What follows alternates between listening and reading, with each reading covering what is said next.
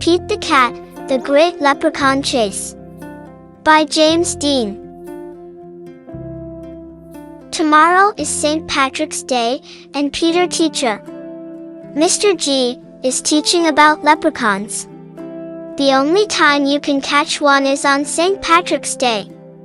A leprechaun will bring you good luck. Mr. G says. Now everyone in class wants a leprechaun. Pete gets a great idea. He will open a leprechaun catching business. St. Patrick's Day comes, and Pete gathers some supplies. He hangs a sign above his stand.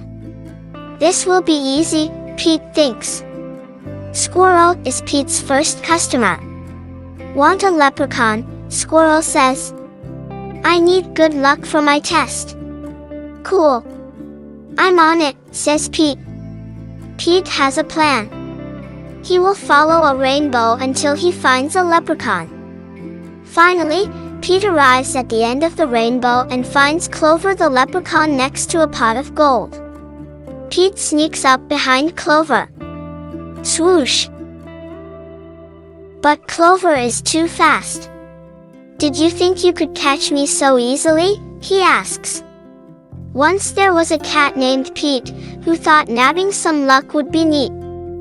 Then he happened upon a smart leprechaun, who he'll find quite tricky to beat. Clover disappears in a puff of green smoke. Pete will need a new plan. That afternoon, Gus visits Pete's lucky leprechaun catchers. I want a leprechaun, Gus says. I need good luck for my band recital. Pete says, I'll see what I can do. Pete plans to lure Clover out with his music. He plays a jaunty song on his guitar. Before long, Clover dances over to Pete. Just a little closer, Pete thinks. Suddenly, Clover starts spinning around Pete. Round and round, Clover goes faster and faster. Oh no! Clover wraps up Pete with the rope. Pete has finally met his match. A crafty leprechaun he just can't catch. He'll never win. He better give in. Or find something else to snatch. That evening, Callie visits Pete's lucky leprechaun catchers. I want a leprechaun, Callie says. I need good luck for my tennis match. Says Pete. St. Patrick's Day is almost over. There isn't much time left to catch a leprechaun. But Pete won't give up yet. Pete sets a trap for Clover. Before long, Clover tiptoes up to the trap and sniffs the air. I love candy, he whispers, peering under the box. Pete waits very quietly. Crash! Pete rushes over and checks underneath the trap. But it is empty. Clover skips away. Pete has tried many a plot. Clover skips away. But still I haven't been caught. And isn't it dandy, I even got candy. While Pete ends up with squat. Pete has an idea. He follows the trail of spilled candy to Clover's secret hideout. Pete sneaks up behind Clover. Swoosh!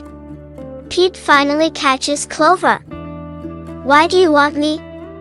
Clover asks. I'm helping my friends who need some extra luck, Pete says. Luck doesn't come from having a leprechaun, says Clover. You and your friends have each other. That already makes you as lucky as can be. Could Clover be right? Pete is one very lucky cat. A lucky cat doesn't need a lucky leprechaun. He lets Clover go. Pete decides he will be the good luck his friends need by helping them out himself. Pete helps Squirrel study for his test. Squirrel aces it. Pete helps Gus rehearse for the recital. Gus rocks it. Pete helps Callie practice for her match. Callie wins it. Clover magically appears. Good job, Pete, says Clover. I have one more poem for you. While Clover played hide and seek, Pete learned something unique. The luck that you make beats luck that you take. Any old day of the week. Happy St. Patrick's Day.